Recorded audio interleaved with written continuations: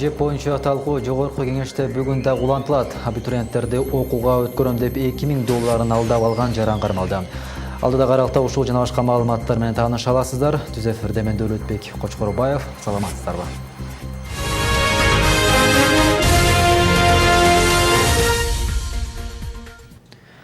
Жогорку кеңештин жалпы жыйынында жептеги авария жана аны модернизациялоо үчүн карызга алынган 386 миллион доллардын пайдаланышы боюнча корутундууну кароо улантылууда.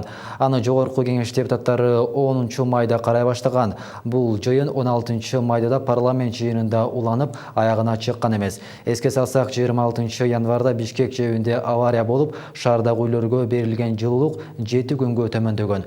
386 миллион долларлык жептин курулушу, жептеги авария өкмөттүн күз-кыш мезгилине даярдыгын иликтеп чыгуу боюнча парламентте депутаттык комиссия түзүлгөн.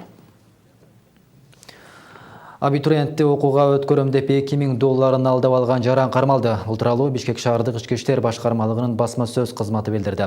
Маалыматка ылайык, милицияга жабырлануучу арыз менен кайрылган. Анда 2017 жылы жаран абитуриентти шаардагы жогорку окуу жайлардын бирине өткөрүүнү убада кылып, 2000 долларын алып изин жашырып кеткени жазылган. Аталган факт боюнча Октябрь райондук ички иштер бөлүмү тарабынан алдамчылык беренеси боюнча кылмыш иши козголгон. Учурда шектүү камакка алынып, тергөө амалдары жүрүп жатат.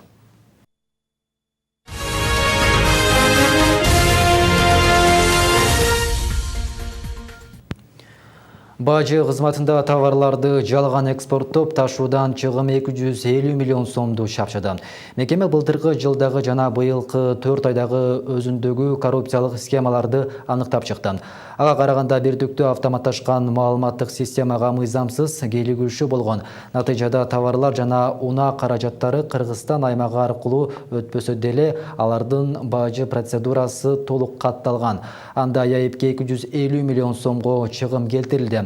Мындай 70тен ашык фактылар боюнча материалдар Ген прокуратура жана Улуттук коопсуздук комитетине иликтөөгө жөнөтүлдү.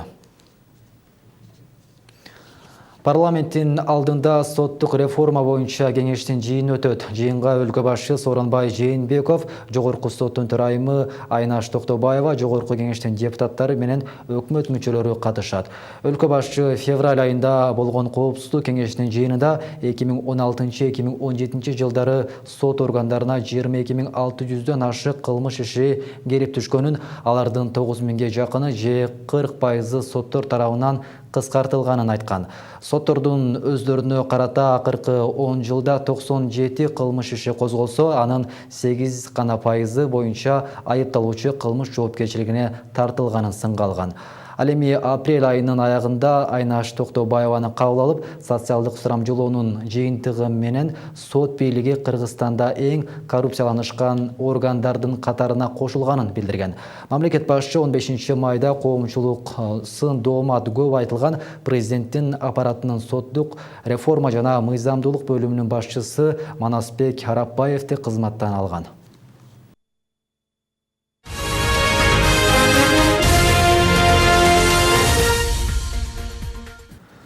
Бүгүн мусулман коомчулугу 30 күндүк орозо кармоону баштады. Бир жылда 30 күн орозо кармоо ислам дининдеги 5 парыздын бири болуп саналат.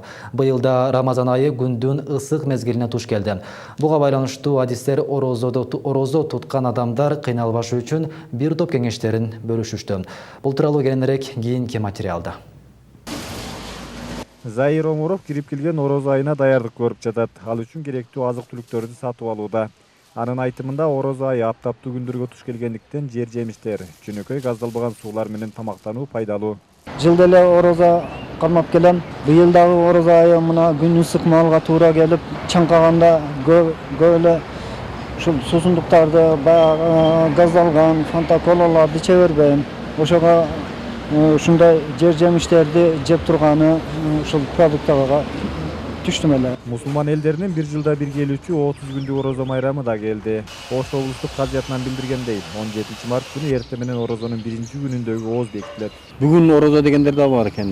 Бирок биздин муфтияттын фатуасы менен 17-си орозо деп берилди. Бунун белгиленгени алымдардын фатуасы боюнча көз менен көрүш ошо 8 градус ай 8 градус болгондо көрүнөт деп туруп ушуну кармады да. Ошо 8 градус менен эсептегени алганда бүгүн арапа болот, эртең Рамазан айынын 1-күнү болот. Улуу Рамазан айы быйыл да күндүн ысык мезгилине туш келди. Андыктан орозо туткан жарандар газдалбаган сууларды, курма жана жер жемиштерди, балыктан жасалган тамактарды колдонсо күндүн ысыгында чаңкоо анча болбой тургандыгын билдиришти.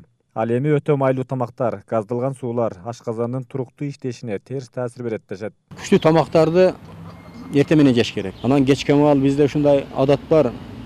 Биз көп той болабыз. Мисалы үчүн мен айтат элем, эгер мүмкүнчүлүк болсо курма жеп, курма менен аркасынан ошо суу ичип, кийин тарау намаздарын окугандан кийин азыраак кечке маал кандай болбосун жеңилирээк тамактарды ич керек да. Суусундуктарды ичип, жеңил суюк тамактарды. Бизде кээде анда күчтүү тамактарды жеп алабыз дагы, ашказан кыйналып калат. Ал эми медицина кызматкерлери учурда ооруканада жаткан жана 1-2 ай мурда ашказан, ичеги жана башка ички ооруларга кабылган тургундарга орозо тутпай турууну эскертишет. Анткени ашказан сууну көп талап кылгандыктан ооз бекиткенден ооз ачканга чейин кургап, эски ооруларды козгошу мүмкүн. Ал эле эмес, жай тургундарда ысык күндө орозо тутуп, натыйжада бир топ ички оорулардын байкалганы өткөн жылы маалым болгон. Мына быйылкы жылы ушул жай айларына, мына былтырдагы жай айларына туш келип калган. Мисалы айрыкча былтыркы жылдары оорусу өөрчүп, оор абалда келгендер болду да. Бир четинен көпкө чейин ачка жүрүпгөнү бир, анан экинчиден баягы организмде суунун төмөн жоголуп кетишинен организм өзүнүн уулануусуна алып келип, оорусу күчөп, оор абалда келген бейтаптар аябай көп болду былтыр. Эскерте кетсек, өткөн жылы орозо маалында күндүн ысыгынан баш айланып, эс учун жоготкон жарандар да көп катталган. Бирок арасында орозо кармагандардын айрымдары ооруларына даба болгон учурларды байкашкан. Дин алымдары болсо кош бойлуу, бала эмизген же ден соолугу начар адамдарга орозону кармаганга болбойт деп эскертишет. Чынарбек Алипбеков, Нурсултан Абдикерим уулу, Ынтымак. Президент Сооронбай Жээнбеков жалпы момун мусулмандарды ороз айынын башталышы менен куттуктады. Бул тууралуу мамлекет башчынын басма сөз кызматы билдирди. Куттуктоосунда мамлекет башчы орозо руханий тазалануунун, тынчтыктын жана кечиримдүүлүктүн айы экенин баса белгилеген. Ороз айында береке жаап, коомдогу жана үй бүлөдөгү ынтымак бекемделет. Момун мусулмандар жаман сөздөн алыс болуп, муктаждарга садага берип, тууганчылык, достук мамиле артып, соопчулук иштер арбын жасалат. Жан дүйнөбүз аруланып, таза ниетибиз менен адал иштерди аткарабыз. Бири-бирибизге жакшылык тартуулаганга умтулабыз. Бул айда жаратканыбыздын ыраазычылыгына ээ болуу баарыбызга насип этсин. Кыргыз жергесине дайыма ушул орозо айындай нур төгүлүп, ар бир үйдө бакталай ырыс береке толуп турсун. Элибиздин пейилигенин ынтымагы бекем болсун, эгемендүү Кыргыз мамлекетибиз өнүгүп өссүн, орозоңуздарды жараткан кабыл кылсын. Сармерден теле сынагына 2 күн калды. Сынакты утурлай Өзгөн жана Каракулча райондору даярдыкты күчөттү. Каракулча райондук маданият бөлүмү буга чейин район ишинде Сармерден уюштуруп, мыкты өнөрпоздорду тандап алган. Эми алар Ынтымак телеканалы уюштурган теле сынакта Өзгөн районунун таланттары менен мелдешишет. Белгилей кетсек, иш-чара Ош улуттук драма театрында 19 май күнү өткөрүлөт. Көргөзмө жарманка менен коштолгон сынак күндүзгү саат 11-де башталмакчы. Анан эми мында жобого ылайык ырларды тандадык, күүлөрдү тандадык, бийлерди тандадык. Анан жаңы атайлап ушу Сармерденге чыгарганда чыгарма болуп атат. Бизде ушул Каракулча жөнүндө бир даңкта бырдаш керек экен, хор чыкты жаңыдан. Жобону дагы тексти да жаңы, мурун ырдалган эмес. Мына ушуну даярдап атабыз. Сиздер акыркы сааттарга алынган маалыматтар менен тааныштыңыздар. Дагы башка жаңылыктар Ынтымактын өздүк сайтына дагы жайгаштырылат. Ынтымак ЧКЖ ар дайым сиздердин кызматыңыздарда.